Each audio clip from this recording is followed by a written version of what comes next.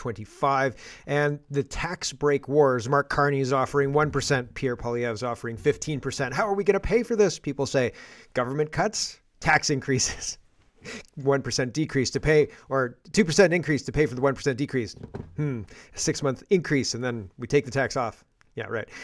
So everybody's in a war about everything on the edges, and nobody's actually interested in tax breaks, really looking at our spending, thinking about backing off the spending for Israel or Ukraine or any of the foreign wars we're forced to fund, et cetera, et cetera, et cetera. They're just middling on the edges, really. 15% sounds like a lot, but it's just the GST. So, I mean, when you add up all the taxes that you pay on taxed money anyway, you pay income tax. All of the money that you have is taxed money. And then you go to the store and they take more money from you in tax, right? If you go to the gas station, how much of that is tax, right? It's $1.60, but I think $1.15 of it is tax. So $1.60, no, 70 or 80 cents. There's a ton of money in the gas prices that are taxed. So if you take it to the liquor store, even more. If you just buy gas and alcohol, a whole bunch, more than 50% of that purchase is going to taxes.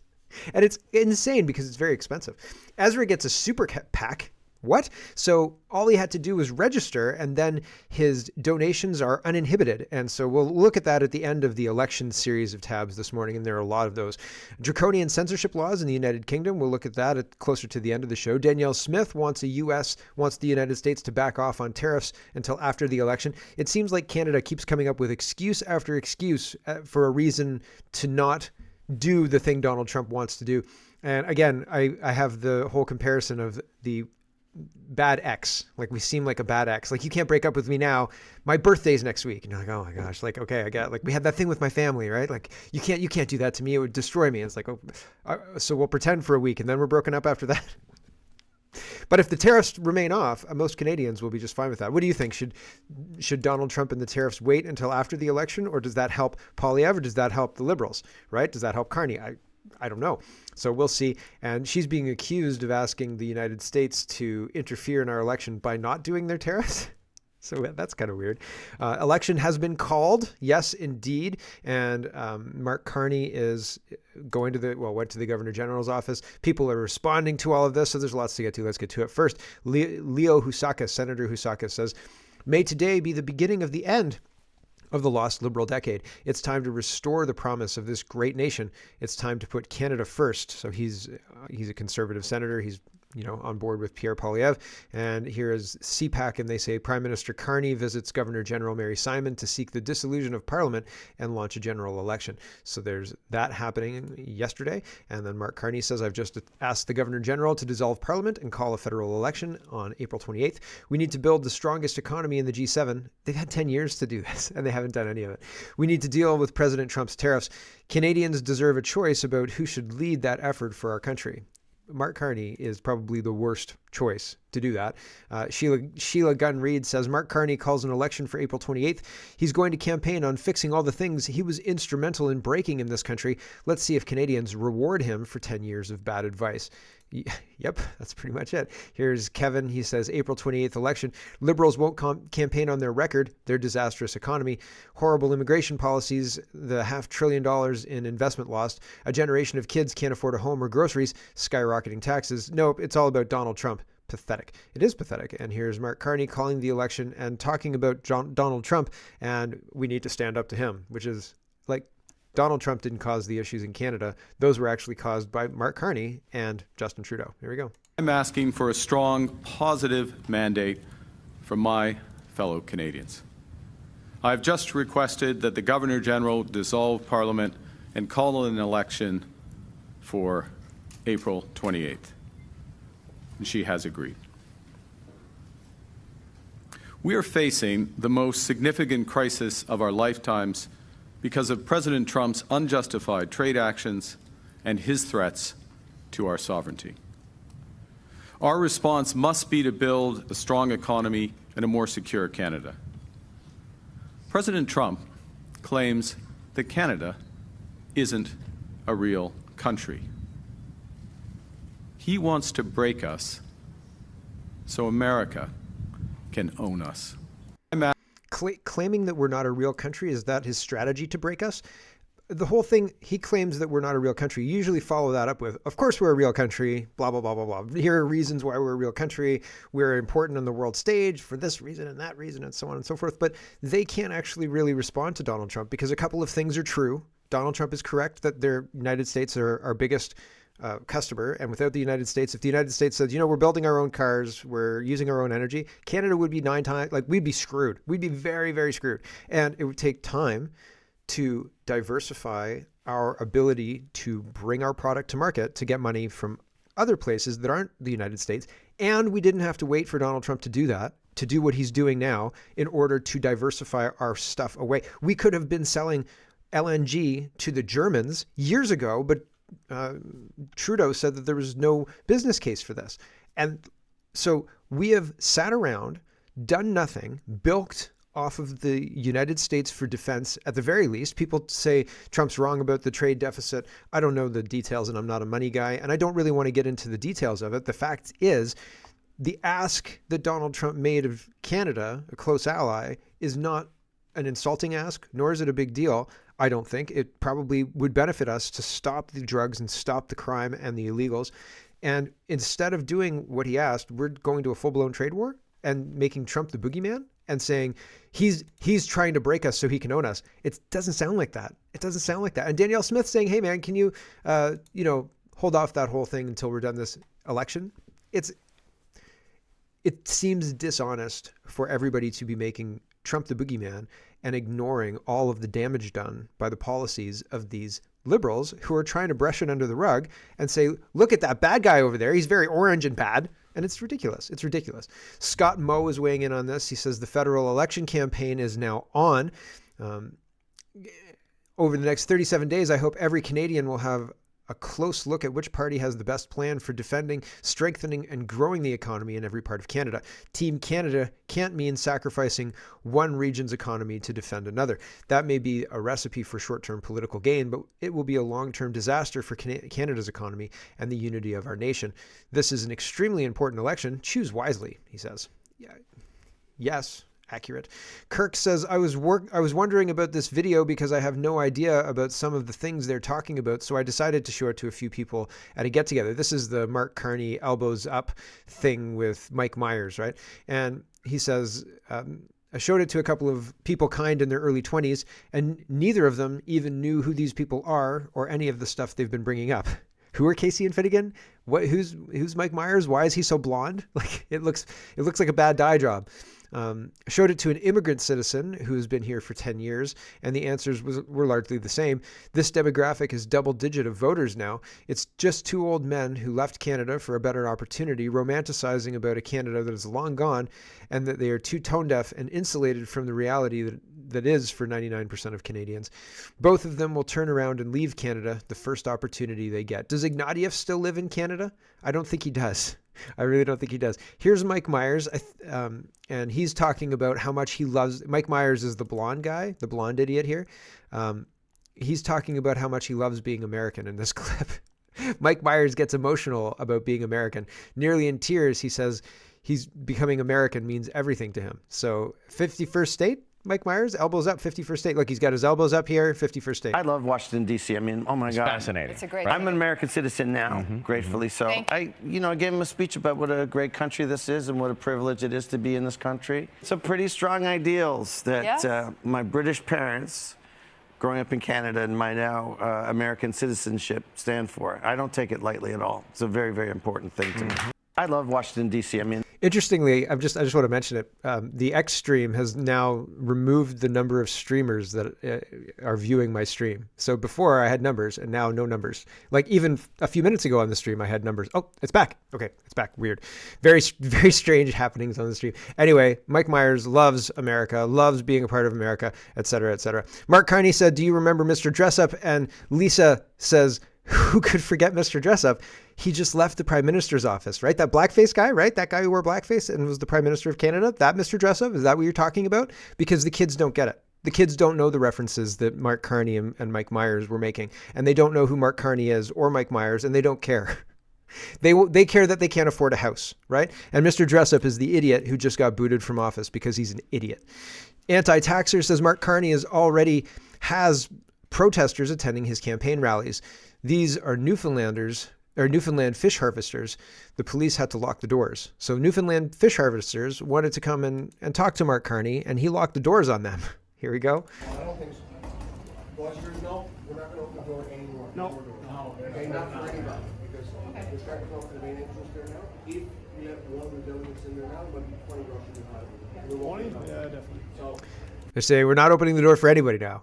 Not opening the door for anybody. These fish harvesters are terrifying. The police. Wild. Barbara Ball is the CPC candidate, and she is somebody who is going for Mark Carney's seat in the same riding. Chandra Arya is running as well as an independent in the same area, and so that'll be interesting to see if Mark Carney doesn't even win his seat. Barbara Ball says Mark Carney is so out of touch with Nepen. I'm saying that wrong. So I'm out of touch with Nepen as well. That he doesn't even know the riding or the community. He still thinks it's 2021. Bell's Corners is actually no longer part of Nepen. Another indication of the lost decade under the Liberal Party. Nepen deserves better. Let's bring it home. So she's CPC candidate, and he's referencing now. It's like referencing the old roller disco, you know, and the old roller disco went bankrupt because of the last prime minister. Thanks, but you know, nice name throw out, nice name check, right? Like, I don't think so. Here we go. I've been resident in Ottawa. I know Nepean well. I was best man to Peter Chiarelli, grew up in Nepean. So from Barrhaven to Bell's Corners and in between, it's an area I know well. I've been resident. This was in response to, and I had the other clip, but I didn't think I needed to double up on it. But this was in response to, hey, we noticed that you guys took Chandra Arya's money for the leadership campaign and then kicked him out, and then now you're running for his seat. Like, you were going to run for Edmonton. Why do you think that, you know, you should be running in this seat? And this was his response with lots of ums and ahs and the whole other thing. And he's out of touch with the whole riding, right? He hasn't been around for a while because he doesn't live in Canada. Where does he live? Does he have a house? Does he have a phone number? Andy Lee says, John Kretchen says not to worry about him. There's no significant foreign interference in Canada. Just let Power Corporation take care of things. And Vivian says, Carney has a CCP hub in Nepen, CCAO, with a bigwig Zhu Jinseng. I'm getting those names terribly wrong, but apologies, it's not on purpose, who handles the Chinese students to meddle in elections. He was even chosen as a sponsor by the Royal Canadian Legion. So interesting. And we've known before Han Dong was busing students in. We've known that there are at least 11 up to 40 Chinese supported candidates in the previously dissolved or recently dissolved parliament. And we don't know any of the information about who these people are, the infrastructure that was supporting them, right? And that's what this is talking about. And so maybe it's more than just he was best man at some guy who lives in Nepen's riding wedding, right? Like, who knows if this is actually more the reason why this was chosen. But who knows? Not me. But it's super interesting, super duper interesting. Wide Awake Media says, we can deliver the net zero that you've demanded and that our future generations deserve. This is a minute on Mark Carney pledging allegiance to climate change. We're not going to last a minute, I promise that, but we're just going to listen to what he thinks about climate change and the mandate that is that he thinks Canadians have given him in his unelected role as Prime Minister. You demanded action, and now it's time for the financial sector to deliver. To reach net zero, every country, every company, every bank, every investor, every pension fund around the world will need to make some big changes. In the run-up to COP26 in Glasgow, we have an enormous opportunity to bring climate change into the heart of every financial decision. And our plan will manage the risks from climate change while helping to seize the opportunities from a newer, greener economy. The UK has been at the forefront of innovation for centuries. Everybody talking about this guy's disastrous run in the UK says, don't give him any power. Don't listen to him. He was a disaster for the United Kingdom. Of course, the United Kingdom is in real trouble. We've been talking about that for the last couple of weeks. Danielle Smith says, Mark Carney comes to Edmonton and says he opposes an oil and gas production cap, and then he heads back to Ottawa and promises an oil and gas production cap costing Albertans and Canadians tens of thousands of jobs. The more things change, the more they stay the same. The Liberals clearly have not learned their lesson. and have no plan to make our country into the independent economic powerhouse it could be. And Mackenzie Gray says, Mark Carney has started his first rally of the campaign in St. John's in front of roughly 200 people. Seems like there were miniature Canadian flags for all, and one guy took it a bit further with a Canadian flag on a hockey stick. Ooh, 200 people. Polyev had quite a lot more. I was going to get another Polyev clip with his numbers here, but there were so many people. There were like big lineups and things like that, and the ballroom was full. Apologies that I don't have it. Usually I would pause it to find it, but we're just doing this live this morning. So we'll get to the Polyev rally in a minute, but it is, I think, at least 2,000 people in downtown Toronto. And so that's notable because usually downtown Toronto is a Liberal stronghold. So Polyev's holding rallies downtown Toronto, and he doesn't need a guy with a Canadian flag on a hockey stick to bring Canadian spirit, I guess. This seems manufactured, right? This seems manufactured. So I'll show you the rally when we get there. David Jacobs says, we will cut the lowest income tax bracket by 1 percentage point, says Mark Carney. A whole percentage point? Thank you for your generosity, my lord. Carney is clearly out of touch with the gap between income and expenses for average Canadians. Again, HST is what, 13% at this point in time? 1% back to your pocket. You're welcome, says Mark Carney. Here's a couple $100. Like, I don't think so. We will cut the lowest income tax bracket by 1 percentage point. Wow. Like, wow. Be still my heart. I can't believe 1 whole percentage point. Whew, can't wait to stay home on election day. Here's Mark Carney again. Our middle class tax cut will help Canadians, blah, blah, blah. Mario says, I won't let you lie to the public, Mark. It's a 1% tax cut. That's $825. That $825 is a very generous estimate at best. Less than $3 a day. What a great cut. People can buy a cup of coffee now, but still won't be able to afford their bills. Out of touch. Holly Doan says, Mark Carney promises middle-class tax cut worth $6 billion. Reporter, how do you plan to pay for that? What are you going to cut for that, Mr. Carney? Dental? Here is Pierre Poilievre, and he's got a Canadian flag in the background, and he says, a new Conservative government will cut income taxes by 15% for the average Canadian, a tax cut for seniors and workers that will save a family almost $2,000. You earned it, bring it home. Anti-taxer says, adjust the tax brackets. Inflation drove earners into higher brackets, even though the currency is worthless, and bring back income splitting. Yep. That would be good. That would be beneficial to a lot of people. Polyev did speeches outside, and Riley's got some of these clipped up.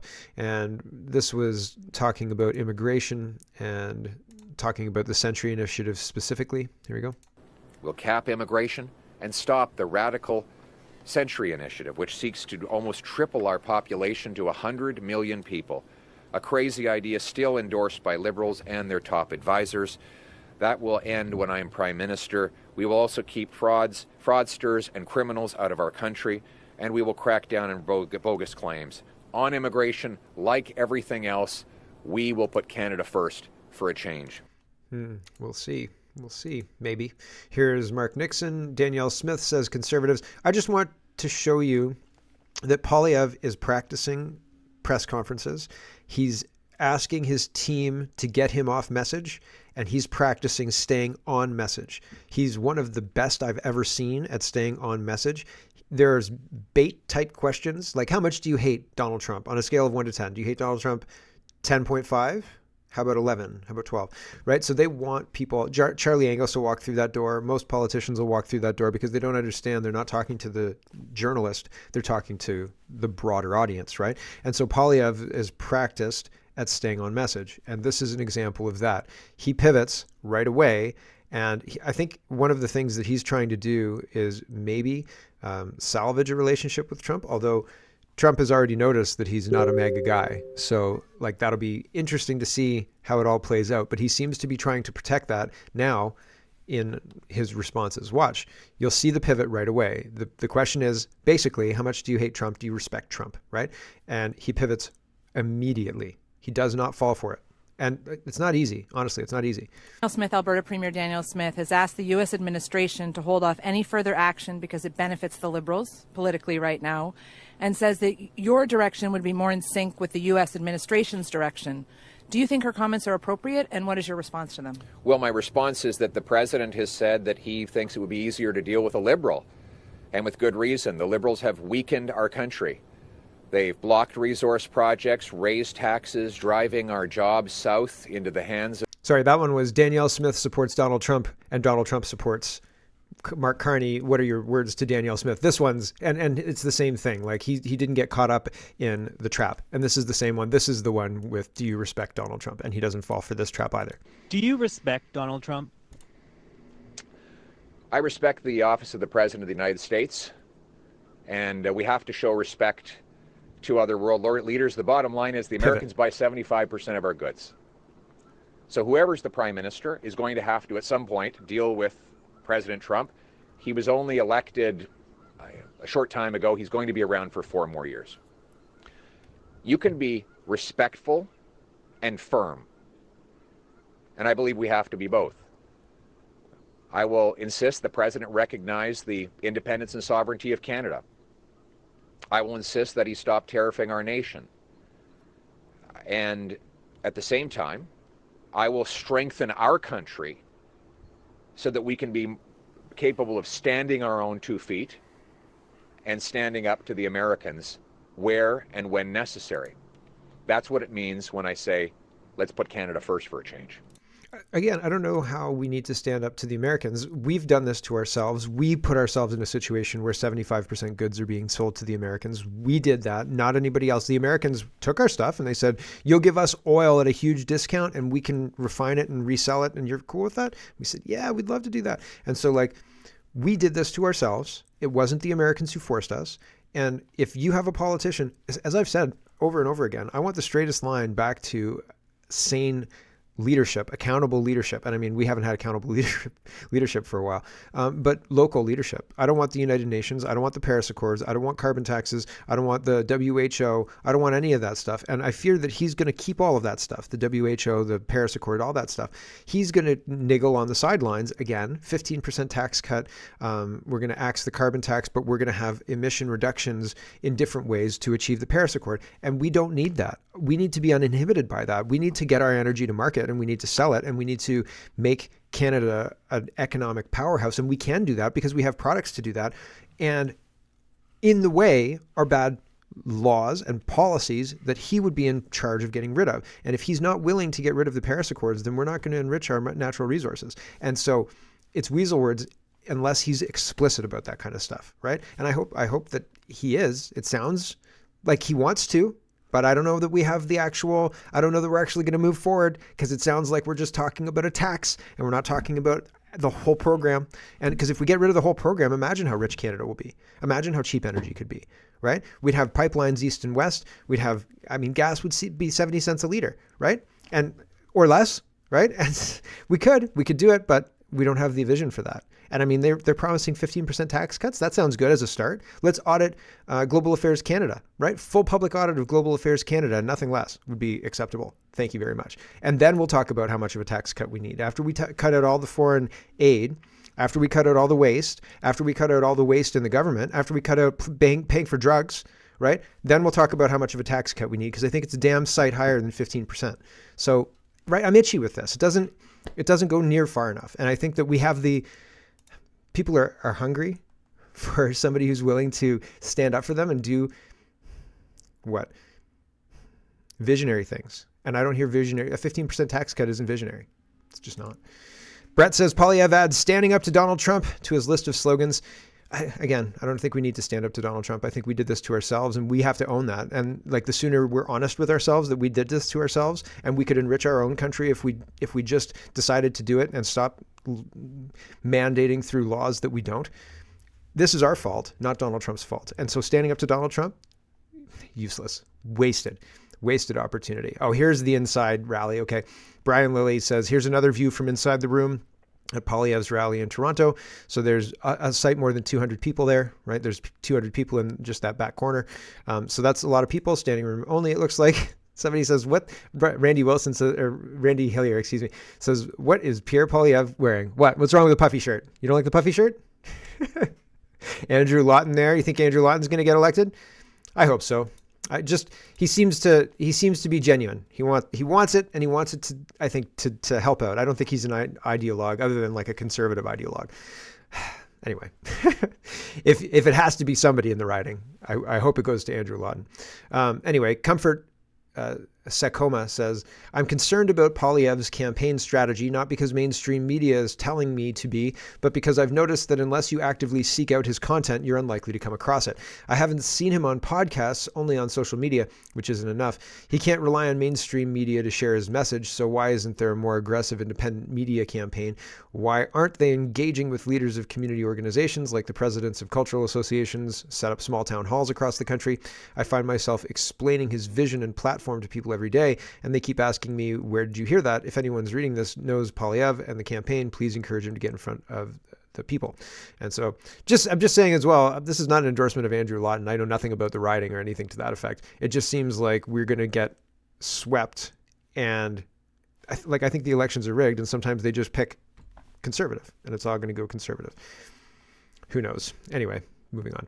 Here is Brittany. She says 10,000 people are watching on the plebs stream Pierre Poilievre's rally. So the people in the room and 10,000 people online. This post makes the argument that Poilievre isn't present on social media, but I think that he's got Juno News, Rebel News, a bunch of the other second string B media in Canada, and all of those places, they might not be doing interviews with Poilievre, but they do interviews with conservatives. There's a lot of different pockets of conservatives that do lots of different media, and so that's interesting. And they're doing their own videos as well. Adam Zygo just came out with an opium documentary that's very much in line with the election that's going on, but also has to do with the tariffs, right? And the deadliest scandal in Canadian history is, all these people are dying of opium overdoses and things like that. So one of these things is maybe not invalid criticism, but man, like Canadian politics and censorship are hand in hand right now. Like you can't find me, you can't find. There's so many things. You can find certain people, right? How can you find certain people? I don't know. It seems weird, right? But it seems strange. What's her face is complaining about the same thing. Like some people are allowed to have huge followings and the whole thing, and other people, it doesn't matter. It doesn't matter how consistent you are or anything like that. Like I've got years under my belt, years doing this show, and like nobody likes consistent daily Canadian podcasts about politics. Are you kidding me? Like I would have loved this show, right? And I mean, like, it's my show, so I hope so. But like, I used to download and recode Daily Show and Colbert Report and Rachel Maddow, because she was on 2008. She was on the podcast on MSNBC in 2008. I was a liberal, man. So I would listen to these things, and my favorite part of most of the shows, mainly Daily Show and Colbert, were when they take, like basically what my show is now, where they take the headlines and say, this is this person, this is their job. Can you believe this? Right. And that's basically it. And so it's just weird that no Canadians do that shows like this. No Canadians do shows like this even now, really. Like what we get is kind of pablum. What we get is kind of bullshit, really. Like it's not funny. It's not fun. The people who are doing it don't even like doing it, right? Most of the time. Harrison Faulkner seemed to like doing it. There were a couple other people who seemed to like doing it, but a lot of the time it seems like they frigging hate it. It seems like they hate it. And maybe they hate it because they have to push a specific line, and I'm unencumbered by the line. But anyway, it's very, very interesting. And I don't understand why we get such crap sometimes in the Canadian information entertainment network. It's terrible sometimes. And we could do better. We should do better. Anyway, Regan says downtown Toronto, absolutely jammed ballroom. Too many people, not enough space. Biggest rally I've ever seen for a conservative in Toronto. Proud Canadians, all walks of life. People are hopeful, optimistic, and joyful, and they're here for Pierre. It's unfortunate that he's a globalist. It really is unfortunate that he's a globalist, right? We'll see, I guess. It seems like he's a globalist. The polls are rigged against the Conservatives. Don't believe me? Look at the lineup for Pierre's Canada First rally in Toronto. So there's lots of people waiting in line because the doors were closed and they couldn't get in. Or maybe not the doors were closed. The doors were closed because it was full, I guess. The venue was full. So there's overflow. Pretty wild stuff. And Ezra's got his own SuperPak. He says, here's the battle plan. This is Rebel News announcing. Join my registered third-party campaign group to fight Mark Carney. I've launched a registered third-party campaign called For Canada to aggressively oppose Mark Carney in the upcoming April 28th election. using uncapped donations to fund hard-hitting ads and tactics beyond what political parties can do. The election has been called for April 28th. We've got 5 weeks to expose Mark Carney, to vet him, and to show Canadians who he really is. A Canadian in name only who hasn't lived in Canada for decades, a globalist who carries 3 passports and calls himself European, not Canadian, an insider who rigged the Liberal leadership vote to disqualify opponents and block 250,000 voters, an oligarch who pledged his loyalty to the World Economic Forum and the United Nations, and a slippery banker who just weeks ago voted to move his own company to Canada, or from Canada to New York. So we've got our work cut out for us as journalists, but I'm doing something different this time. I've set up what Elections Canada calls a third-party campaign to fight against Mark Carney directly. By registering my third-party group with Elections Canada, I can raise and spend up to $600,000 in this election. That's enough to do everything from renting a billboard truck to sending out brochures targeting different politicians to running national TV ads.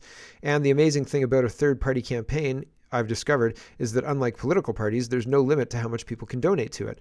Canadians can donate a maximum of $1,750 to each registered party, and the same towards each party's candidates. Those limits do not apply to third-party groups. So you can donate any amount, and that's on top of whatever you might give to a political party.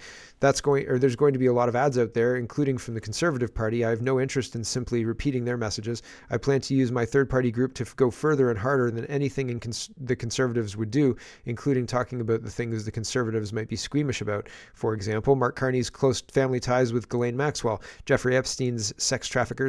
The CBC would never talk about that, and I'm not sure the Conservatives would either, but we already are. Our billboard truck is in Ottawa today with that message. I didn't plan to do this. The idea came to me from the police, who were interrogating me for publishing my book, The Libranos, in the 2019 election. They said all I had to do was register my book with the government and I'd be fine. I thought that was an outrageous infringement of my freedom of speech, and I fought it for 5 years in court. That's Banana Republic stuff. But then it dawned on me, registering in the election lets me campaign as if I were a political party, including raising and spending money. In some ways, that gives me even more power than a political party because there are no limits on individual donors. So I'm doing it. I'm setting up a campaign group. We've got 5 weeks to stop Mark Carney. Rebel News will do important work, but this third-party group will do the other work that Rebel News can't. I've set up the third-party group in my personal capacity to keep the funds separate from Rebel News. Rebel will do journalism. The third-party group, I'm calling it For Canada, will do the political work. Donations to third-party groups like For Canada are unlimited. The only limit is on our spending, but that limit is so high, $600,000, it really is amazing. Click here to help me reach that goal. I've made the first donation. Will you join me, he says. What do you think about this? Do you think that this is a good idea? Do you think that Canada dabbling and having, and I mean, I guess this is, I's are dotted, T's are crossed. Ezra's doing this, so we're going to see how legal it is.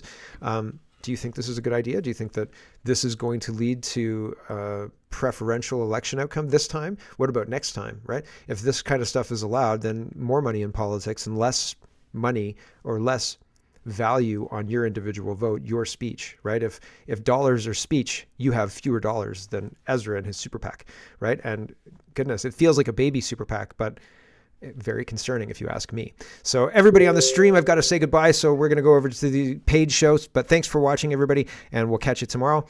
And everybody else, let me know in the comments as well what you think about the... Hello, everyone. Thanks very much for watching. This is just a short version of a longer show. If you'd like to get the whole show, you can go over to CanadaPoly.com and sign up for a subscription. Just look in the drop-down tab for Shop and Donate and look for subscriptions, and you'll get immediate access to the full show. Love to see you. Thanks for watching, everybody. Have a wonderful, wonderful